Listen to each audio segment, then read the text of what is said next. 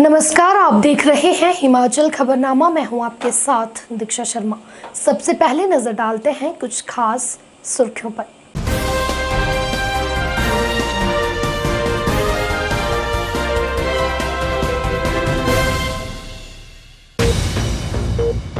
मुख्यमंत्री जयराम ठाकुर ने स्पीति घाटी के लिए 146 करोड़ रुपए की विकासात्मक परियोजना की लोकार्पण और शिलान्यास।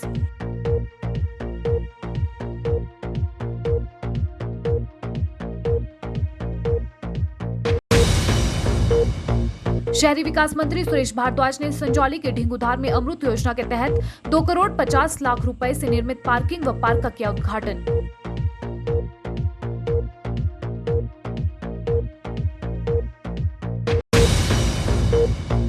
देश की सीमा पर तैनात सेना और पैरामिलिट्री के जवानों को अपने परिजनों की चिंता न सताए, इसको लेकर शिमला पुलिस ने आईटीबीपी तारादेवी में आभार योजना का किया शुभारंभ।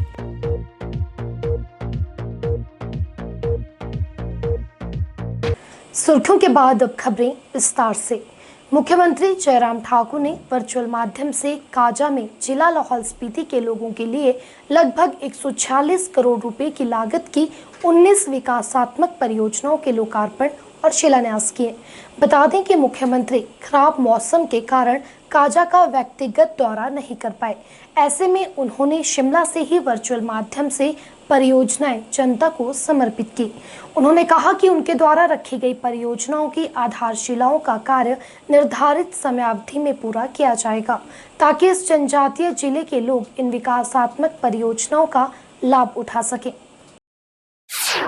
मुख्यमंत्री जयराम ठाकुर ने स्पीति घाटी के लिए 146 करोड़ रुपए की विकासात्मक परियोजनाओं के लोकार्पण व शिलान्यास किए।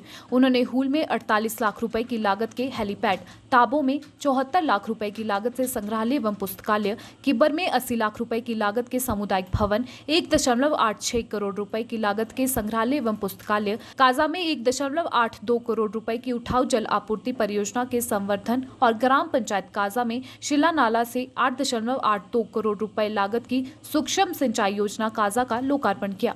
मुख्यमंत्री ने शिमला से वर्चुअल माध्यम से क्षेत्र के लोगों को संबोधित करते हुए जनजातीय क्षेत्र में सेवाएं देने वाले कर्मचारियों के लिए जनजातीय भत्ता 450 रुपए से 650 रुपए और शीतकालीन भत्ते को 300 रुपए से 500 रुपए बढ़ाने की घोषणा की। उन्होंने कीमों में स्वास्थ्य उपकेंद्र खोलने, काजा में अग्निशमन उपकेंद्र खोलने और सामुदायिक स्वास्थ्य केंद्र काजा को नागरिक अस्पताल में स्तरोन्नत करने की घोषणा की। मुख्यमंत्री ने कहा कि वह स्वयं काजा में लाहौल स्पीति जिला के लोगों के बीच उपस्थित होकर विकासात्मक परियोजनाओं को क्षेत्र के लोगों को समर्पित करने के लिए इच्छुक थे। उन्होंने कहा कि उनके द्वारा आज रखी गई परियोजनाओं की आधारशिलाओं का कार्य निर्धारित समयावधि में पूरा किया जाएगा, ताकि इस जनजातीय जिले के लोग इन विकासात्मक परियोजनाओं का लाभ उठा सके। उन्होंने कहा कि राज्य सरकार प्रदेश के जनजातीय क्षेत्रों के विकास के लिए प्रतिबद्ध है और सुनिश्चित कर रही है कि इन क्षेत्रों की विकासात्मक परियोजनाओं को पूरा करने के लिए पर्याप्त निधि उपलब्ध हो। मुख्यमंत्री ने कहा कि राज्य सरकार स्थानीय श्रमिकों को काम पर रखने के लिए प्रभावी तंत्र विकसित करेगी, ताकि जनजातीय क्षेत्र में विकास की गति निर्बाध रूप से चलती रहे। उन्होंने कहा कि जनजातीय लोगों के नौतोड़ अधिकार से संबंधित मामले पर सहानुभूतिपूर्वक विचार किया जाएगा। उन्होंने कहा कि इस दौरान राज्य सरकार ने शिमला से वर्चुअल माध्यम से प्रदेश के 42 विधानसभा क्षेत्रों के लिए 4000 करोड़ रुपए की लागत की विभिन्न परियोजनाओं के शिलान्यास व लोकार्पण किए हैं। उन्होंने कहा कि यह विकास की गति निर्बाध रूप से सुनिश्चित करने के लिए किया गया। उन्होंने लोगों से आग्रह किया कि वे कोविड-19 अनुरूप व्यवहार का सख्ती से पालन करें, क्योंकि महामारी अभी समाप्त नहीं हुई है। हमारे लाहौल स्पीति में बहुत सारी योजनाएं जिनका उद्घाटन होना था और बहुत सारी योजना जिनका शिलान्यास होना है, जो हमने वहां पर पहुंच करके करनी थी। और हमने अपनी ओर से माननीय मंत्री डॉक्टर रामलाल मारकंडा जी को अधिकृत किया और मैं उनको बधाई देता हूं। आप सबको भी बहुत बहुत बधाई देता हूं। आज बहुत सारी योजनाएं, जिन योजनाओं में मैं देख रहा हूं कि जिनका उद्घाटन हम कर रहे हैं, जो हेलीपैड वहां पर हाल में बना लगभग 48 लाख की लागत से, उसका हम उद्घाटन कर रहे हैं। एक संग्रहालय और पुस्तकालय भवन ताबो जो लगभग 75 लाख की लागत से बनकर के तैयार हुआ, उसका हम उद्घाटन कर रहे हैं। एक सामुदायिक भवन किब्बर का जो 80 लाख की लागत से बनकर के तैयार हुआ, उसका हम उद्घाटन कर रहे हैं।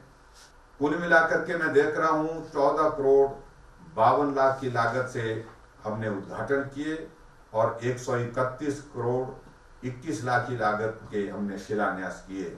इन दोनों को, उद्घाटन और शिलान्यास को अगर हम दोनों को मिला करके देखें तो आपके विधानसभा क्षेत्र में आज 145 करोड़ रुपए के शिलान्यास और उद्घाटन हुए।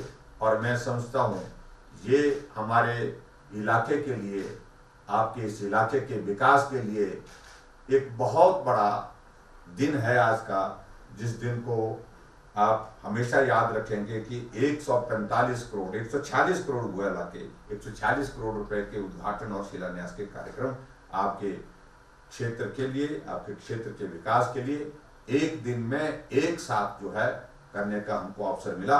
इसके लिए बहुत बहुत शुभकामनाएं। हिमाचल प्रदेश में पिछले 3.5 वर्ष के कार्यकाल में हमने हर क्षेत्र के विकास को आगे बढ़ाने का प्रयत्न किया है। हिमाचल प्रदेश सरकार के माध्यम से मैं इस बात को कह सकता हूं कि चाहे क्षेत्र कोई भी हो, मेरा जाना कम हुआ ज्यादा हुआ,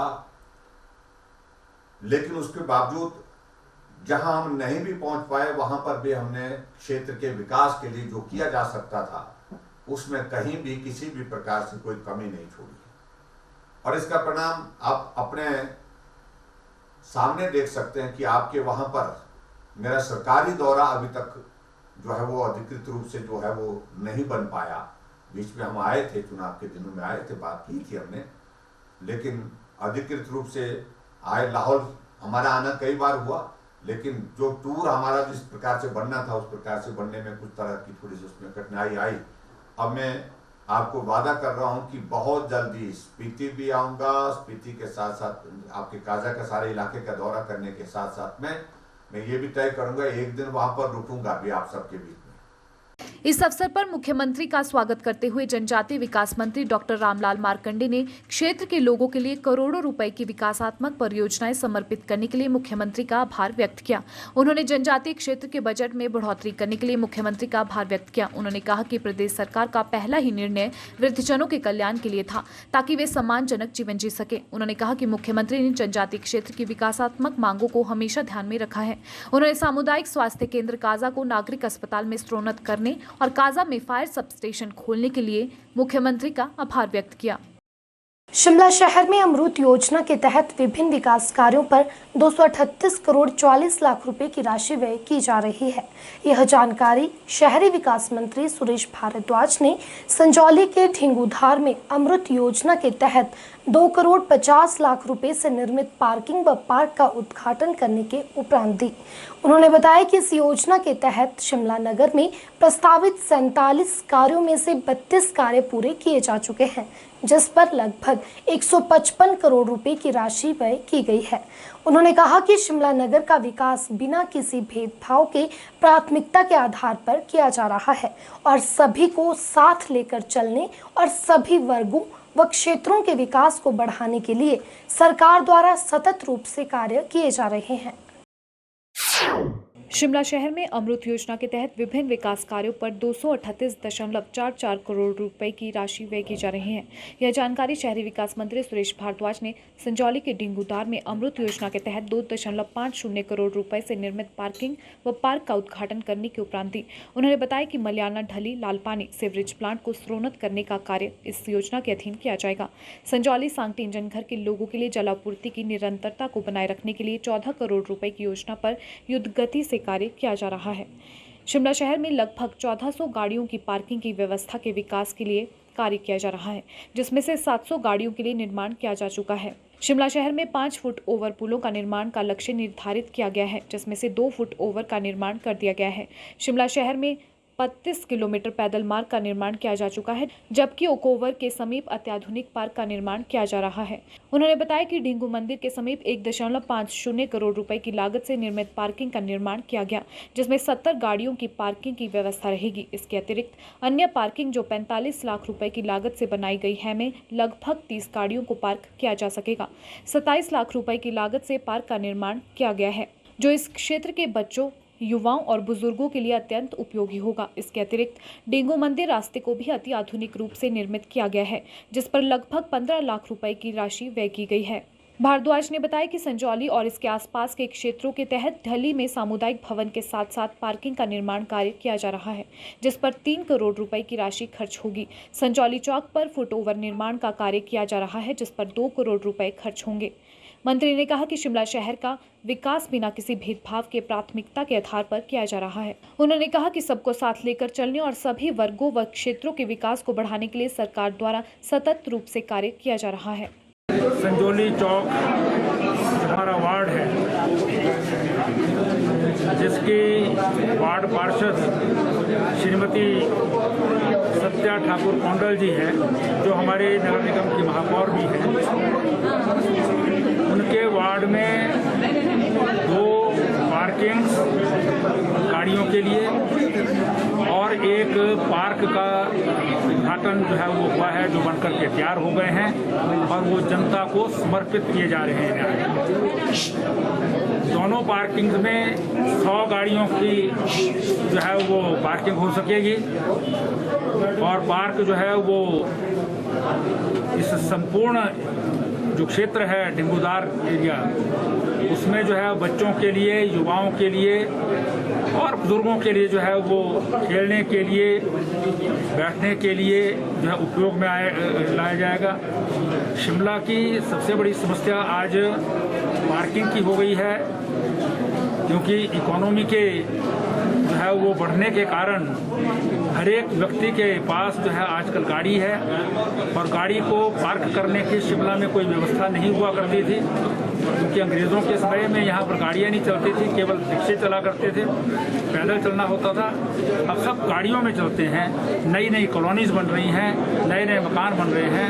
उन सब स्थानों पर जो है वो जब हम एम्बुलेंस रोड बना देते हैं या लिंक रोड बना देते हैं, वहाँ कोई सड़क बनती है, फिर गाड़ियाँ जो है वो उसमें खड़ी हो जाती हैं और सड़क पर चलना मुश्किल हो जाता है। इसलिए पार्किंग्स का होना बहुत ज़रूरी है और इसी दृष्टि से हर वार्ड में जो है वो कोशिश की जा रही है कि वार्ड के अंदर ही पार्किंग बने। इसके अतिरिक्त बड़ी बड़ी पार्किंग्स भी जो है वो बनाई गई हैं यहाँ पर। वो भी प्रोफेसर प्रेम कुमार धूमल जब हिमाचल प्रदेश के मुख्यमंत्री थे तब जो है वो बनी थी। एक लिफ्ट के पास बनी है, एक छोटा शिमला बनी है, एक संजौली में बनी है। वो भी हमें पूरी तरह जो है वो फुल रहती हैं, उसके बावजूद भी जो है स्थान नहीं मिलता। इसलिए वार्डों के अंदर पार्किंग बने। ये बहुत बड़ी पार्किंग जो है एक जहाँ आप खड़े हैं उस स्थान पर बनी है।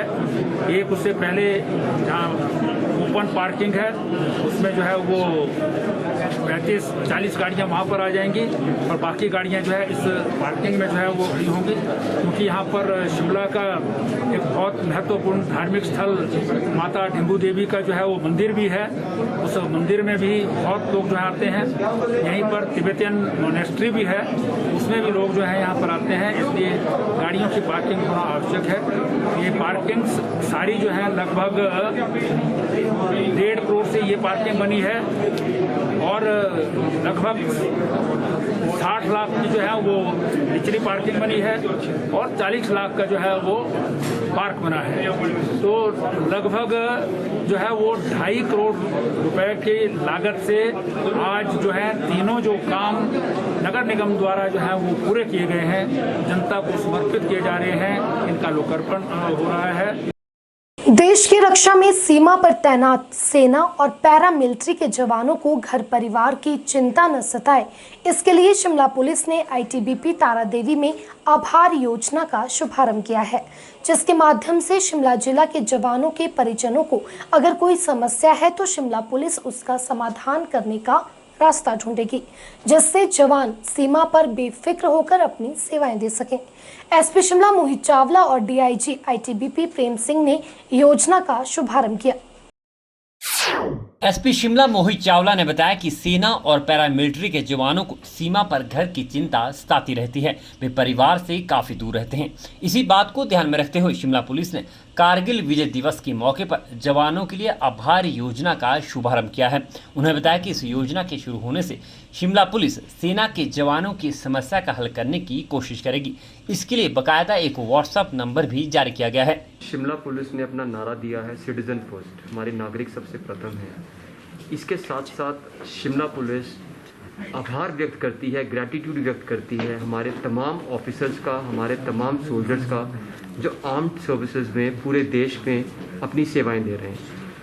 अक्सर ये कंप्लेंट आती है कि जवान सरहद पे है और पीछे फैमिली को कोई प्रॉब्लम है, तो हमने सोचा क्यों ना शिमला पुलिस कल कारगिल दिवस के उपलक्ष्य पर ग्रैटिट्यूड करे। हमने एक योजना का आरंभ किया है आभार, जिसमें हमारा ग्रैटिट्यूड है जितने भी हमारे आर्म्ड फोर्सेस में, आर्मी में, नेवी में, एयरफोर्स में, पैरामिलिट्री में और तमाम सर्विसेज जो दे रहे हैं देश के लिए, जो सर्वोत्तम बलिदान भी देते हैं, उनको ये चिंता ना हो कि घर पे कोई उनकी केयर नहीं कर रहा। हमने यही प्रयास किया कि हमने व्हाट्सएप नंबर इशू किया, एक सिंगल हेल्प डेस्क बनाया है, सिंगल स्टॉप सिस्टम रखा है कि हमें कॉल करें, हम अपने कंसर्न पुलिस स्टेशन में एक टीम भेजेंगे उनके घर को, क्या प्रॉब्लम है, क्रिमिनल है, सिविल है, हम एड्रेस करने की कोशिश करेंगे। तो बहुत सरल स्कीम है, हमारा आभार है, ताकि वो बेचिंत होकर हमारे राष्ट्र की जो रक्षा में लगे हुए हैं अपनी ड्यूटीज अमल में लाएं। वहीं आईटीबीपी के डीआईजी प्रेम सिंह ने एसपी शिमला का देश की सरहदों पर तैनात जवानों के लिए इस तरह की योजना शुरू करने पर आभार व्यक्त किया।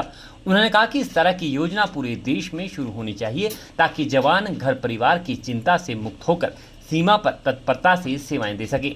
सबसे पहले तो मैं मोहित चावला जो एसपी शिमला है, इनको मैं धन्यवाद करना चाहूँगा।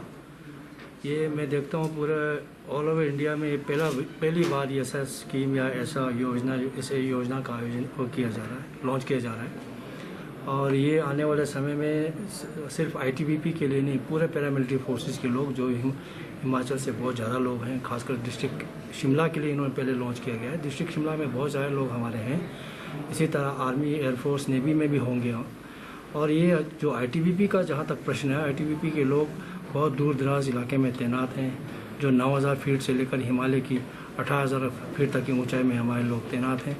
तो उनके प्रॉब्लम्स को एड्रेस करने में ये बहुत मदद और कारगर सिद्ध होगा। मैं तो ये कहूँगा कि ये सिर्फ शिमला में नहीं, ऑल ओवर हिमाचल में, ऑल ओवर इंडिया में इसको लॉन्च करनी चाहिए, जिससे हमारे जवानों को बहुत मदद मिलेगा। इस योजना का हर माह सब डिवीजन स्तर पर आंकलन किया जाएगा और 3 माह बाद जिला स्तर पर योजना का रिव्यू होगा और शिकायतें दूर की जाएगी। इस योजना का हर माह सब डिवीजन स्तर पर आंकलन किया जाएगा और 3 माह बाद जिला स्तर पर योजना का रिव्यू होगा और शिकायतें दूर की जाएगी। चंडीगढ़ मनाली राष्ट्रीय राजमार्ग 21 पर किरतपुर से लेकर मंडी की सीमा सलापड़ तक विदेशी तकनीक पर आधारित डायनेमिक रोड साइन डिस्प्ले स्थापित करने के लिए दिल्ली की फर्म ने बिलासपुर प्रशासन को अपनी प्रेजेंटेशन दे दी है। डायनेमिक रोड साइन डिस्प्ले स्थापित करने के लिए फर्म ने बाकायदा सर्वे भी किया है, जिसकी रिपोर्ट जल्द ही प्रशासन के पास सबमिट होगी और इसी रिपोर्ट के आधार पर अगली कार्य योजना को अंतिम रूप दिया जाएगा। इस बात की जानकारी उपायुक्त बिलासपुर पंकज राय ने दी। उन्होंने बताया कि फर्म द्वारा सलापड़, घाघस, नौनी, जामली और किरतपुर के पास जगह चिन्हित कर दी गई है। उन्होंने कहा कि ट्रैफिक सिस्टम को मेंटेन करने व जाम से निजात दिलाने के लिए यह प्रोजेक्ट तैयार किया जा रहा है। तो हम आपने देखा होगा कि जाम जो है बिटवीन किरतपुर एंड सलापड़ में काफ़ी रहता है और इसका 2-3 मुख्य कारण है, जिसमें एक कारण तो ये है कि कई बार रिकवरी व्हीकल वहाँ पे रहता है जो एक्सीडेंट हो जाते हैं उन व्हीकल को निकालने के लिए। दूसरा, ब्रेकडाउन भी कई बार ट्रक हो जाते हैं। तीसरा, लैंडस्लाइड्स का इशू है। इनके कारण मुख्यतः जो है ये रोड बंद रहता है और इसमें जब जाम लगता है तो कम से कम 3 से 4 हज़ार गाड़ियाँ जो खड़ी हो जाती हैं और उनको फिर स्मूथली निकालना थोड़ा सा मुश्किल काम रहता है। तो हमने ये प्लान किया है कि हम कुछ लोकेशंस पे किरतपुर की तरफ में, नौनी की तरफ और घाघस की तरफ जो है हम डायनेमिक साइनेजेस लगाएंगे ताकि लोगों को बिफोर एंड इन्फॉर्मेशन हो जाए। ये नहीं कि वो जब एक्सीडेंट साइट पे पहुंच रहा है या जहाँ पे ब्रेकडाउन वहाँ पहुँच रहा है वहाँ पे जाम लगे, उसको पहले इन्फॉर्मेशन मिल जाए कि आगे 3-4 घंटे का जाम है और इसमें रास्ता खुलने में वक्त लगेगा, तो वो अल्टरनेट रूट जो है फॉलो कर सकता है। जैसे घाघस से वो वाया ऊना जा सकता है और वैसे ही किरतपुर से वाया ऊना आ सकता है। दूसरा, जो प्रेजेंटेशन दी और वो कंसेप्ट नोट सबमिट कर रहे हैं, उसके बाद हम प्लान करेंगे इसको जल्दी से जल्दी हो जाए ताकि जो लोग काफ़ी देर तक जाम में फंसे रहते हैं वो उनको दिक्कत ना हो। बिलासपुर में चोरी के मामले थमने का नाम नहीं ले रहे हैं। आए दिन नगर के चंगर सेक्टर में सरकारी अधिकारियों के घरों में चोरियों की वारदात सामने आ रही है। बीते सोमवार को भी जिला के फूड सेफ्टी विभाग के सहायक आयुक्त के घर में चोरी की वारदात हुई है। वहीं से एक दिन पहले भी यहां एक सरकारी अधिकारी के घर का ताला तोड़ा हुआ मिला। ऐसे में आए दिन चंगर सेक्टर में सरकारी अधिकारी सहित कर्मचारियों के घरों में चोरी होना एक बड़ा सवाल पैदा करता है, क्योंकि हैरानी की बात यह है कि इस क्षेत्र में महज 200 मीटर की दूरी पर एसपी रेजिडेंस व 100 मीटर की दूरी पर डीएसपी रेजिडेंस सहित पूरे क्षेत्र में क्लास 1 ऑफिसर रहते हैं। ऐसे में यहां आए दिन चोरी के मामले सामने आने से पुलिस प्रशासन की कार्य प्रणाली पर भी कई सवाल उठते हैं। वहीं संदर्भ में जब बिलासपुर डीएसपी राजकुमार से बात की गई तो उन्होंने कहा कि मामला उनके ध्यान में है। इस क्षेत्र में पुलिस अब जल्द ही सीसीटीवी कैमरे लगाने का फैसला लेगी। इसके साथ ही इस क्षेत्र में अब पुलिस की गश्त को और अधिक बढ़ा दिया जाएगा ताकि यहां पर हर गतिविधि पर पैनी नजर रखी जा सके।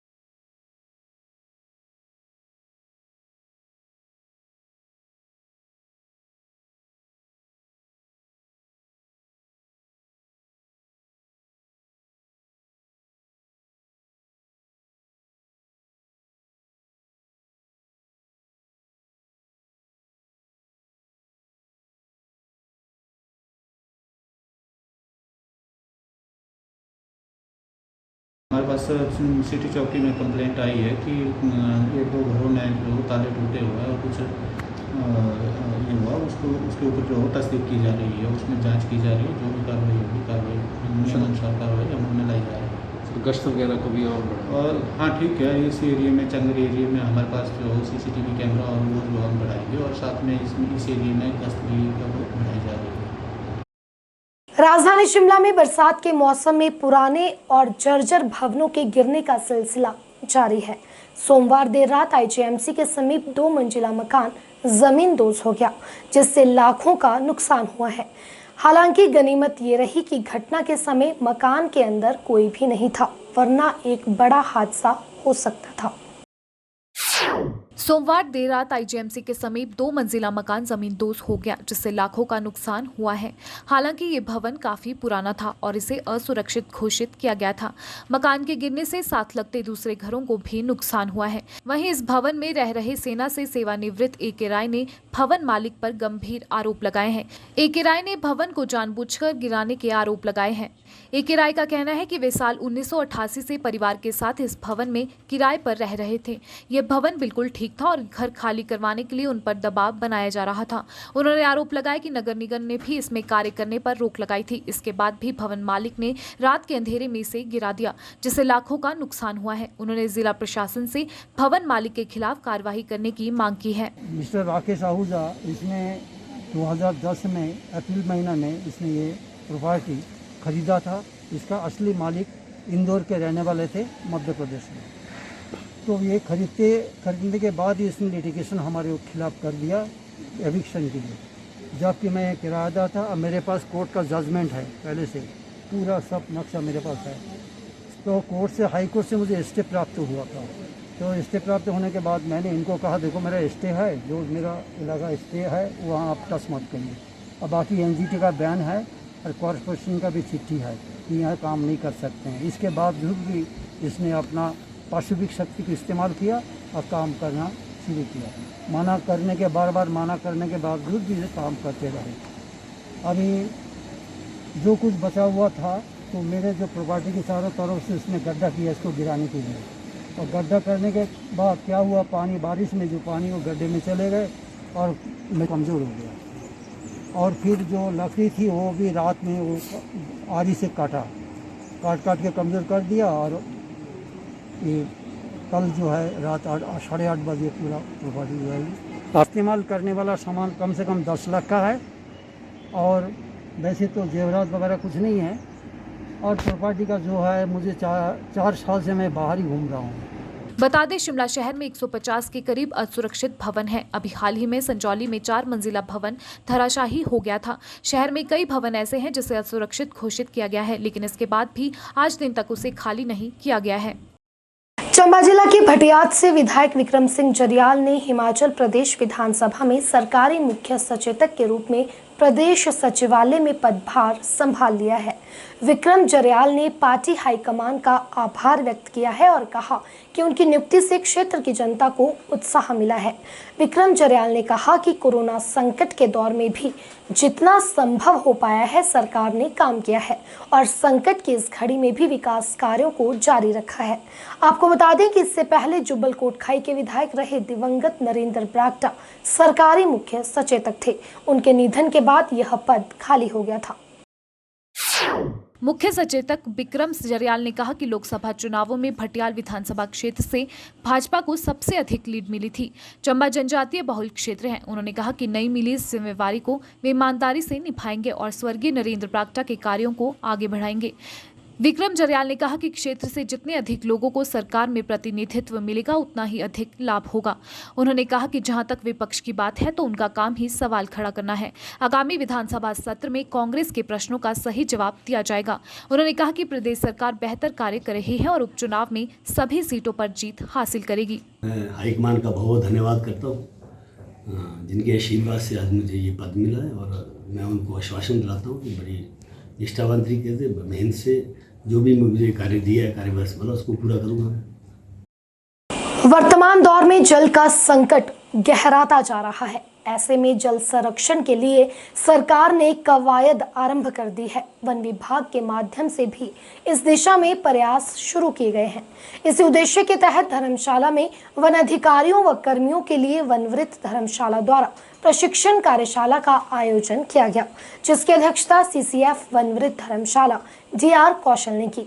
उन्होंने बताया कि वनवृत्त के अंतर्गत आने वाले क्षेत्रों में भूमि चिन्हित करके लाखों लीटर पानी की क्षमता वाले तालाबों का निर्माण किया जाएगा ताकि जल संरक्षण किया जा सके। आपको पता है कि आजकल का जो महत्वपूर्ण जो सब्जेक्ट है हर क्षेत्र में वो पानी है।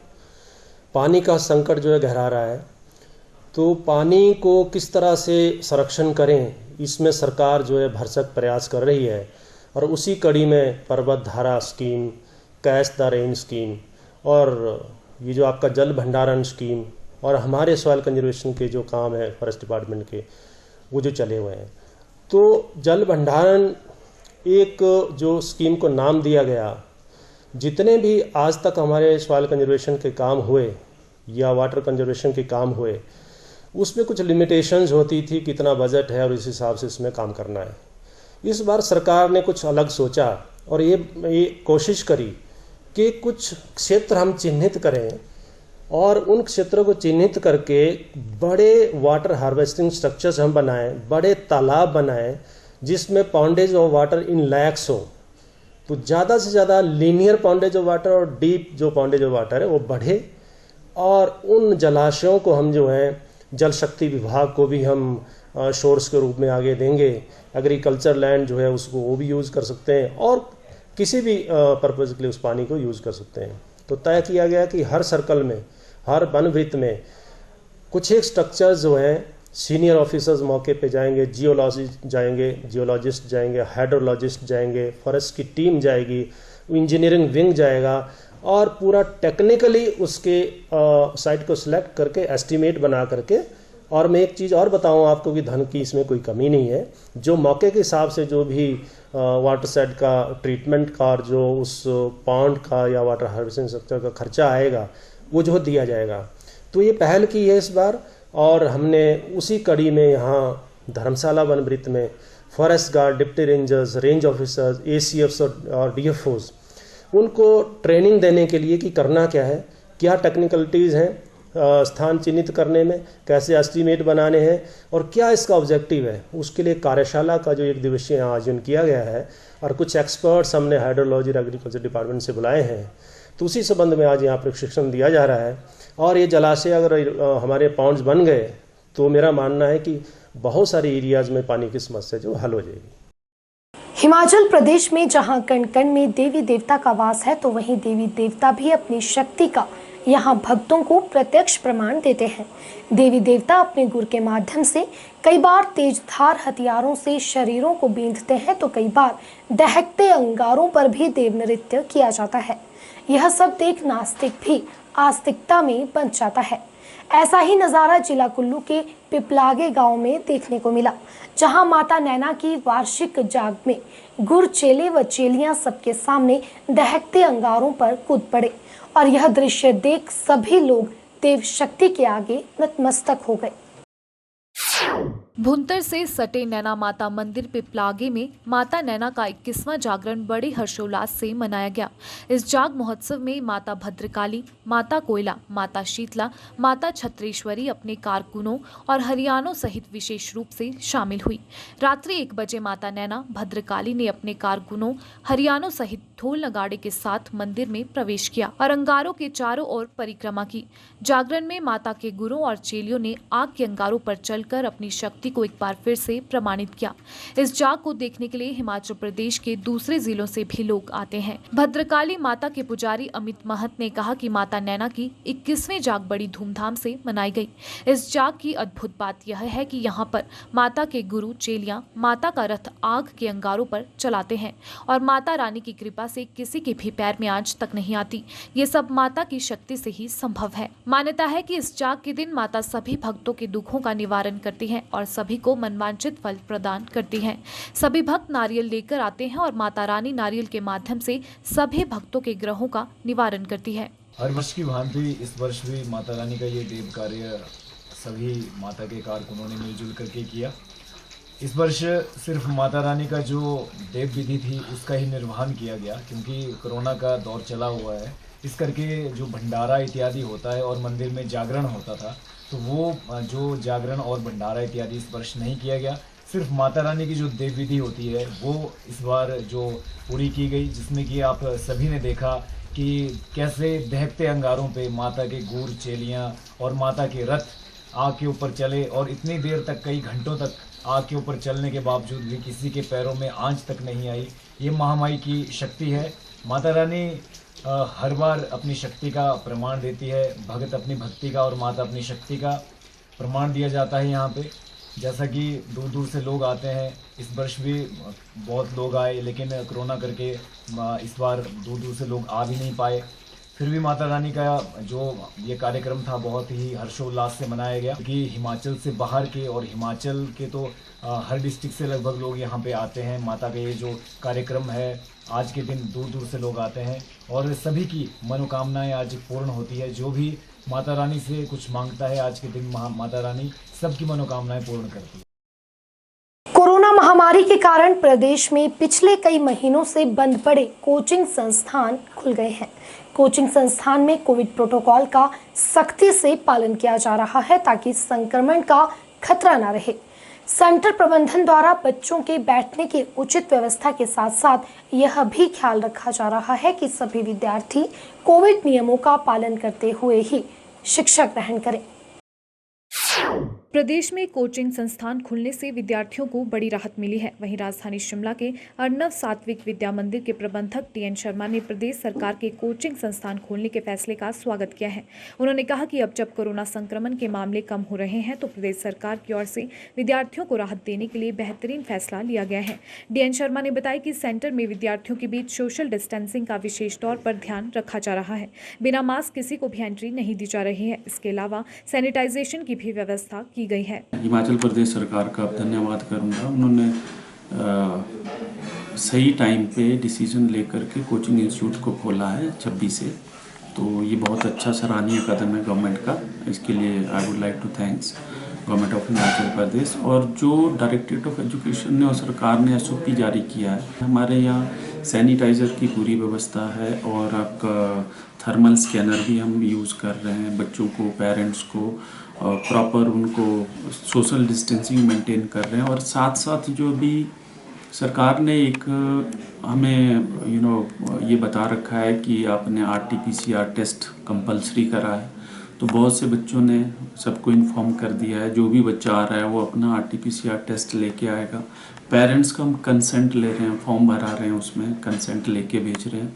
और क्लासरूम में भी हम सोशल डिस्टेंसिंग मेंटेन कर रहे हैं, जिसमें वो 1-1 मीटर के डिस्टेंस पे बैठ रहे हैं बच्चे। प्रॉपर मास्क कंपल्सन से, बिना मास्क के कोई नहीं आएगा।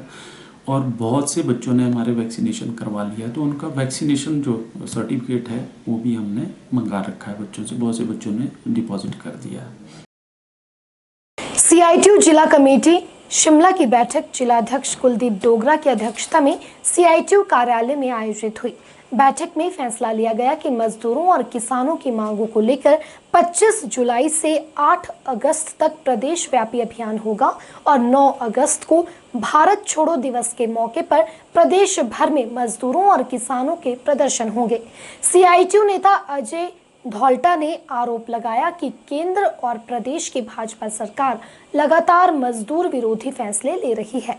उन्होंने कहा कि वेतन बढ़ाने के बजाय मजदूरों के श्रम कानूनों को खत्म करके मजदूर विरोधी 4 लेबर कोड बना दिए गए हैं। इन लेबर कोडों से नियमित रोजगार खत्म हो जाएगा। इससे फिक्स टर्म रोजगार व हायर एंड फायर नीति को बढ़ावा मिलेगा और मजदूरों की सामाजिक सुरक्षा खत्म हो जाएगी। आज की इस बैठक के अंदर हमने जो कुछ यूनिट के जो ऑर्गेनाइजेशनल काम है, सेक्रेटरी काम है, उसको डिस्कस किया है, चर्चा किया है, गंभीर चर्चा हुई है।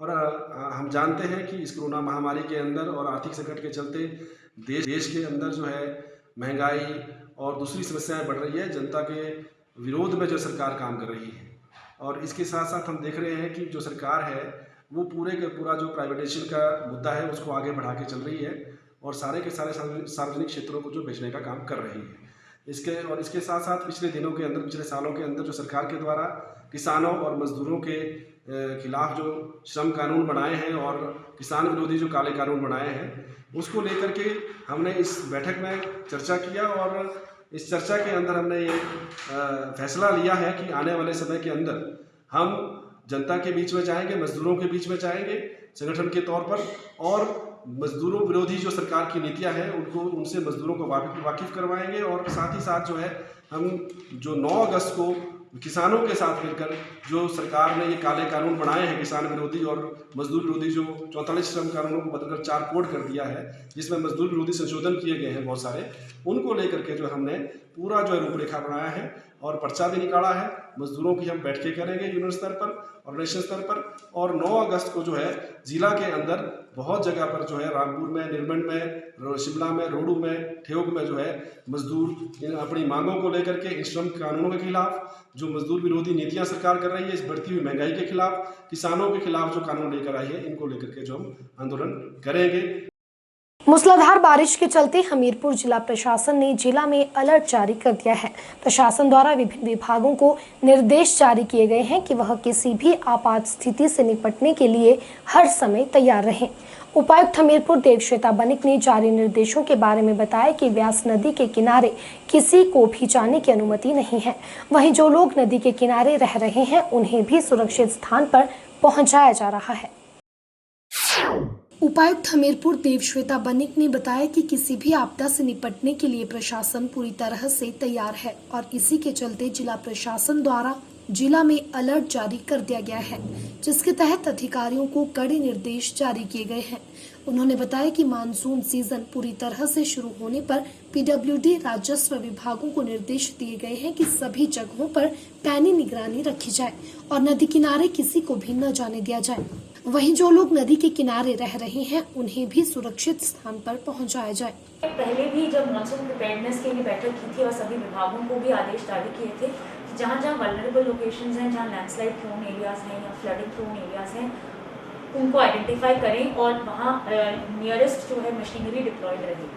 तो PWD विभाग की और NH विभाग की मशीनरी जो है सारे लोकेशंस में डिप्लॉयड रहती है। साथ ही में हमने दोबारा जो है 2-3 दिन पहले जब बारिश का सीज़न फिर से शुरू हो गया तो हमने सभी विभागों को, सभी SDMs को, रेवेन्यू डिपार्टमेंट को, PWD, IPH, फॉरेस्ट, इलेक्ट्रिसिटी, जो मेन विभाग हैं जिनकी एसेट्स रहती हैं हर लोकेशन में, जिनको क्षति पहुंचने की संभावना रहती है मानसून सीजन में, उनको दोबारा जो है अलर्ट जारी किया है कि ये दोबारा अपनी जो वल्नरेबल लोकेशंस हैं उनमें निगरानी जो है पूरी समय बनाए रखें। साथ साथ में जैसे आपने कहा कि ब्यास नदी के किनारे कुछ पोर्शन हमारे 2 सब डिवीजन सुजानपुर और नलौन का पड़ता है, वहाँ पे भी उनको फिर से आदेश जारी किए गए हैं कि ऐसी कोई भी लोग हैं, कोई स्लम्स हैं या कोई पॉकेट्स हैं जो रिवर बेड के नज़दीक रहते हैं और जो वल्नरेबल हो सकते हैं इस तरह की फ्लडिंग के सिनेरियो में, उनको तुरंत जो आइडेंटिफाई करे और अगर ज़रूरत लगती है तो उनको सेफ स्पॉट्स में जो है वो उनको भेज दिया जाए ताकि किसी फ्लडिंग के सिनेरियो में वो अफेक्ट ना हो। इसी तरह से रेवेन्यू रिलीफ और इस तरह की सामग्री जो है वो भी पूर्ण मात्रा में उसकी तैयारी जो है करने के निर्देश दे दिए जा चुके हैं ताकि इस तरह की कोई भी अगर आपदा आती है तो तुरंत प्रशासन और रेवेन्यू एडमिनिस्ट्रेशन जो है उन लोगों की सहायता के लिए आगे आ सके। शिमला जिला के नारकंडा से ज्यूरी बधाल तक मुख्य मार्ग पर छोड़े गए पशुओं की समस्या के समाधान के लिए पुलिस प्रशासन द्वारा रामपुर में बैठक का आयोजन किया गया। बैठक में राष्ट्रीय उच्च मार्ग के साथ आने वाली पंचायतों के प्रधान, महिला मंडल, गौ सदन संचालक व पशुपालन विभाग के अधिकारियों ने भी भाग लिया। इस दौरान फैसला लिया गया कि पंचायत स्तर पर सभी पशुओं की टैगिंग कर उनका रिकॉर्ड एकत्रित किया जाएगा। इसके अलावा बेसहारा पशुओं को आश्रय दिए जाने पर भी बैठक में चर्चा की गई। हिमाचल प्रदेश के ऊपरी क्षेत्र में मुख्य मार्गों पर पशुओं की संख्या लगातार बढ़ने के कारण सड़क दुर्घटनाएं बढ़ती जा रही हैं। ऐसे में वाहनों की चपेट में आने से कई पशु घायल हो रहे हैं। पुलिस ने इस स्थिति से निपटने के लिए कदम उठाया है। डीएसपी रामपुर चंद्रशेखर ने नारकंडा से लेकर ज्यूरी व बधाल तक के नेशनल हाईवे से जुड़ी पंचायतों के प्रधानों, महिला मंडल, गौ सदनों के संचालक व पशुपालन विभाग के अधिकारियों की संयुक्त बैठक का आयोजन किया। बैठक में लावारिस छोड़े गए पशुओं को कैसे आश्रय दिया जाए, कहां रखा जाए, इस पर चर्चा हुई। चर्चा के दौरान यह तय हुआ कि सबसे पहले पंचायतों में पालतू व लावारिस छोड़े गए पशुओं का कड़ाई से पंजीकरण हो, उनका सही ब्यौरा प्रस्तुत किया जाए। इसके बाद कैसे इनको चरणबद्ध तरीके से मार्ग से हटाया जाए, इस पर चर्चा की गई ताकि बेजुबान पशु आए दिन मार्गों पर दुर्घटनाओं का शिकार न हो। इस दौरान पंचायतों को जागरूक किया गया कि पंचायती राज एक्ट के 11A में पंचायतों की क्या जिम्मेवारी है। डीएसपी चंद्रशेखर ने बताया कि एक बैठक का आयोजन किया गया। इसमें सभी पंचायत प्रतिनिधि व अन्य संबंधित विभागों व गौ सेवकों को बुलाया गया। इसमें नेशनल हाईवे पर जो बेसहारा छोड़े गए पशु हैं उनको लेकर चर्चा हुई। इस मीटिंग में पशुपालन विभाग ने भी लोगों को जागरूक किया और अपने सुझाव रखे। ये जो स्ट्रे एनिमल्स के लिए जो लॉ प्रोविजंस बने हैं, क्या ये पंचायत लेवल पे लोग अवेयर हैं कि नहीं है, तो वो भी उनको बताने पड़े। बिकॉज हमारे पास 2 FIRs हुई हैं जिसमें 2 पशु जो गाय थी वो इंजर्ड हुई थी और एक में तो डेथ हो गई थी। इस रिलेशन में फिर हमें ये वाला जो रास्ता था वो अपनाना पड़ा और साथ ही साथ कई इश्यूज इससे रिलेटेड उजागर भी हुए, जैसे कि पशुओं को टैग लगाना, पशुओं को टैटूज लगाना कि वो जो टैग जो एनिमल्स हैं वो कौन से होते हैं और वो किस तरह से उनका टैग निकाल के उनको छोड़ दिया जाता है। और इस तरीके जो इशू अभी वैसे पूरी तरह से हमारी मीटिंग का अभी कोई कंक्लूजन नहीं निकला, बिकॉज इसमें 3-4 डिपार्टमेंट्स ऐसे थे जो बिल्कुल नोडल एजेंसीज हैं जो अटेंड नहीं कर सके क्योंकि अभी ग्राम सभाएं चली हैं आज। तो नेक्स्ट टाइम के लिए हमने एक मीटिंग और ऑर्गेनाइज करनी है जिसमें टोटल नोडल एजेंसी वाले जो डिपार्टमेंट्स हैं along with police department and जो काउ शेड्स वाले जो केयरटेकर्स हैं वो एकत्रित होंगे और इसमें एक फाइनल डिसीजन लिया जाएगा। विश्व हिंदू परिषद के प्रदेश प्रांत मंत्री सुनील जायसवाल ने कहा कि हिमाचल प्रदेश के कई जिलों से हिंदुओं की आस्था और सनातन धर्म मूल्यों की परंपराओं को ठेस पहुंचाने वाले कई मामले सामने आ रहे हैं। शिमला में आयोजित पत्रकार वार्ता के दौरान उन्होंने बताया कि बीते दिनों चंबा में हिंदू समाज के एक परिवार के साथ सुनियोजित तरीके से प्रताड़ना का मामला और नूरपुर में धार्मिक आस्था को ठेस पहुंचाने का मामला भी प्रकाश में आया है। सुनील जायसवाल ने सरकार और प्रशासन से ऐसे मामलों में संलिप्त दोषियों के खिलाफ सख्त से सख्त कार्यवाही करने की मांग की है। देश में पिछले कुछ समय से हिंदुओं की आस्था, सनातन मूल्यों के अपनी जो परंपराएं हैं उनको ठेस पहुंचे, इस हेतु बहुत से ऐसी षड्यंत्रकारी गतिविधियां अपने प्रदेश में हुई हैं। चंबा में अपने हिंदू समाज के एक परिवार को प्रताड़ित किया गया सुनियोजित तरीके के साथ। नूरपुर में अपने वरुण देवता के मंदिर को ख्वाजा पीर की संज्ञा देने का कार्य कुछ आतताई शक्तियों द्वारा किया गया और शिवलिंग को वहाँ पर खंडित किया गया। गौवंश को लेकर के बहुत से तस्करी के मामले अपने प्रदेश के अंदर जो हैं वह सामने आ रहे हैं। तो इस प्रकार की यह जो घटनाएं हो रही हैं, विश्व हिंदू परिषद इस प्रकार की घटनाओं को कतई सहन करने वाला नहीं है। हमारा प्रशासन से निवेदन है कि इस प्रकार की घटनाओं में जो भी संलिप्त हैं उन सभी के विरुद्ध कड़ी से कड़ी कार्रवाई अमल में लाई जाए ताकि उनको सलाखों के पीछे पहुंचाया जाए और हिंदू समाज के अंदर यह विश्वास पैदा हो सके कि प्रशासन जो है वह समाज के साथ खड़ा हुआ है, इन षड्यंत्रकारी शक्तियों के विरुद्ध है। शिमला नगर की सफाई मजदूर यूनियन और साहब सोसाइटी कर्मचारी यूनियन ने सरकार से अपनी मांगों को मनवाने के लिए स्थानीय कालीबाड़ी हॉल में बैठक आयोजित की। बैठक में निगम कर्मियों ने जल्द मांगे पूरी न होने की सूरत में मानसून सत्र के दौरान विधानसभा का घेराव करने का ऐलान किया। बैठक के दौरान साहब सोसाइटी से जुड़े कर्मचारियों ने साहब कर्मियों को स्थायी नौकरी और जुलाई 2020 से मार्च 2021 तक का बकाया एरियल का भुगतान करने की मांग को प्रमुखता से उठाया। वहीं निगम की सफाई मजदूर यूनियन ने सरकार से पंजाब हरियाणा की तर्ज पर ठेकेदारी प्रथा को बंद करने की मांग की। यूनियन नेताओं ने कहा कि सरकार छोटे कर्मचारियों की मांगों को अनसुना कर रही है। यूनियन ने साहब सोसाइटी के कर्मचारियों को न्यूनतम 18,000 रुपये मासिक वेतन देने की भी मांग की। मुख्य डिमांड है वो सिर्फ हमारी एक ही डिमांड है, हमें जो स्थायी नौकरी दी जाए, जिसके लिए हम जो है कम से कम 11-12 सालों से लड़ते आए, जो आज तक हमारी डिमांड पूरी नहीं हुई। इसलिए हम प्रदेश सरकार को बताना चाहते हैं कि आप जो समय रहते हैं हमारी डिमांड को पूरा करें, अन्यथा जो है आगे के लिए इसके परिणाम जो है भुगतने के लिए भी तैयार है। परिणाम ऐसे रहेंगे उसमें, क्योंकि हमारी जो यूनियन है डोर टू डोर यूनियन और अपनी सफाई यूनियन हमने इकट्ठे होके एक बारी गवर्नमेंट को भी जो है डिमांड चार्ट देंगे।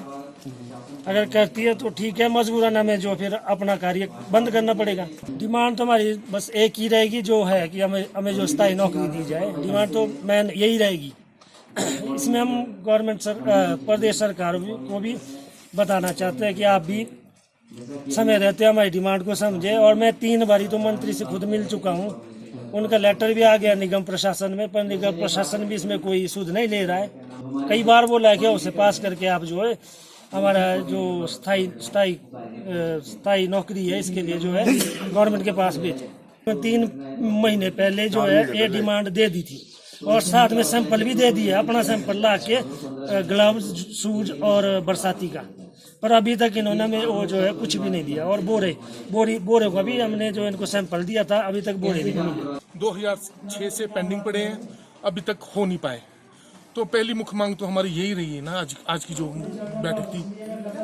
और जैसे कि आज साहब सोसाइटी जो ठेकेदारी प्रथा है, जबकि पंजाब हरियाणा में ठेकेदारी प्रथा को बंद किया गया है, तो हम भी चाहते हैं कि जो शिमला शहर है, हिमाचल प्रदेश है, इसमें भी ठेकेदारी प्रथा को बंद किया जाए। अगर इनकी एक सैलरी है, कम से कम 18,000 रुपये सैलरी इनकी फिक्स की जाए, नहीं तो इनको परमानेंट किया जाए। जो हमारी मेन डिमांड है, ठेकेदारी प्रथा करके बंद करके इनको परमानेंट किए जाए। और 10-10, 11-11 साल से बंदे अपने काम कर रहे हैं, पीठ पे कूड़ा उठा रहे हैं, शहर को सफाई रखते हैं, और कोरोना काल में कोरोना योद्धा के रूप में इन्होंने काम किया है। तो सरकारें इनको, इस छोटे कर्मचारियों की तरफ क्यों नहीं ध्यान उनका? मैं चाहता हूं कि हमारे जो छोटा कर्मचारी, छोटे वर्ग का जो कर्मचारी है, उनकी भी सुनवाई हो। उनके भी बच्चे हैं, उनके भी परिवार है, उनको भी देखा जाए कि जो हमारे छोटे परिवार है, हमारे दलित समाज से ज्यादातर लोग इस कार्य में लगे हुए हैं, उनका भविष्य क्या होगा? अपने 7 या 8 हजार में अपने बच्चों को कैसे पालन पोषण करेंगे? जैसे कि अब 2 तारीख से विधानसभा लगने वाली है, उसमें हम एक रैली के रूप में लेके जाएंगे, विधानसभा का घेराव करेंगे। जो हमारी जो डिमांडें हैं हम सीएम साहब के आगे रखेंगे वो डिमांडें। सफाई कर्मचारी की बात करें तो हमारे 11 हैं जो परमानेंट जो सफाई कर्मचारी हैं, 230 के लगभग हैं, और जो अपने शहर के हैं 880-90 के करीब है, 800 से 80-90 के करीब है ना। तो हम सभी लोग विधानसभा जाएंगे और विधानसभा घेराव करेंगे, और जो हमारा डिमांड चल रहा है वो सीएम साहब को सौंपेंगे। हिमाचल प्रदेश राज्य विद्युत बोर्ड लिमिटेड तकनीकी कर्मचारी संघ के पदाधिकारियों ने शिमला के कालीबाड़ी में बैठक का आयोजन किया, जिसमें उन्होंने अपनी लंबित मांगों को सरकार और बोर्ड द्वारा पूरा करवाने के लिए आगामी रणनीति बनाई। संघ के प्रदेश अध्यक्ष दुनीचंद ठाकुर ने कहा कि पिछले 1.5 वर्षों से विद्युत तकनीकी कर्मचारियों के विभिन्न मुद्दे लटके हुए हैं। उन्होंने कहा कि वह कई बार बोर्ड को अपनी मांगों के बारे में अवगत करवा चुके हैं। यहां तक प्रबंधक वर्ग द्वारा हमारी मांगों को उचित भी माना गया है, बावजूद उसके अभी तक संघ की मांगे पूरी नहीं हुई है। उन्होंने आरोप लगाया कि बोर्ड संघ की मांगों के प्रति उदासीन रवैया अपना रहा है और टाल मटोल कर मांगों को अनसुना किया जा रहा है। आज की यह बैठक 19 जुलाई को जो हमने धरना विद्युत भवन शिमला 4 में रखा था और उसके बाद जो स्थिति क्रॉप अप हुई है, उस संदर्भ में आज की यह बैठक प्रदेश पदाधिकारियों की यहाँ कालीबाड़ी शिमला में रखी गई है। मैं आपको जानकारी दे दूँ क्योंकि पिछले 1.5 वर्षों से तकनीकी कर्मचारी के विभिन्न मुद्दे लटके हुए हैं, पेंडिंग है, लंबित है और हालांकि उनको 4 बार बोर्ड के साथ वार्ता हुई, प्रबंधक वर्ग ने सभी मांगों को मान लिया था, लेकिन वो आज तक इम्प्लीमेंट नहीं हो पाए, जिसके कारण मजबूर होकर के हमारे को 19 तारीख को धरना देना पड़ा था। और अभी भी ऐसा लगता है कि बोर्ड हमारी सभी डिमांडों के प्रति उदासीन पूर्ण रवैया अपनाए हुए हैं और टाल मटोल की नीति उसमें अपनाए हुए हैं। लेकिन आगे की रणनीति हमारी क्या होगी, आज इस बैठक में इस अंतिम रूप देने वाले हैं, इसमें तय किया जाएगा। तत्कालीन माननीय ऊर्जा मंत्री ने 21 जनवरी 2019 के अधिवेशन में नगरोटा बगों में घोषणा की गई थी कि जूनियर टीमेट को 5 साल से 3 वर्ष उनका कार्यकाल कर दिया जाएगा और जनरेशन विंग में कार्यरत कर्मचारियों और सबस्टेशन में कार्यरत कर्मचारियों को मोबाइल भत्ता दे दिया जाएगा। इसके साथ ही जो हमारी इलेक्ट्रीशियन, फिटर, स्टोर कीपर की जो ग्रेड पे संगति पिछले 5.5 वर्षों से चली आ रही है, ये भी अभी तक इसमें कोई हल नहीं निकाला गया है बोर्ड मैनेजमेंट द्वारा। इसके साथ ही विभिन्न कैटेगरियों को क्राइटेरिया जो है वो पदोन्नति के बारे में हमने लिखा था कि इसे कम कर दिया जाए, ताकि जो रिक्त पड़े पदों में जो है पदोन्नति जो हमारे रिजर्व कैंडिडेट हैं उनके लिए समय पर जो है उनकी प्रमोशन हो। ये हमारी प्रमुख मांगे थी और अन्य भी प्रमुख मांगे हैं, लेकिन ये मेन इश्यूज थे। हिमाचल खबरनामा के इस अंक में आज इतना ही। नमस्कार।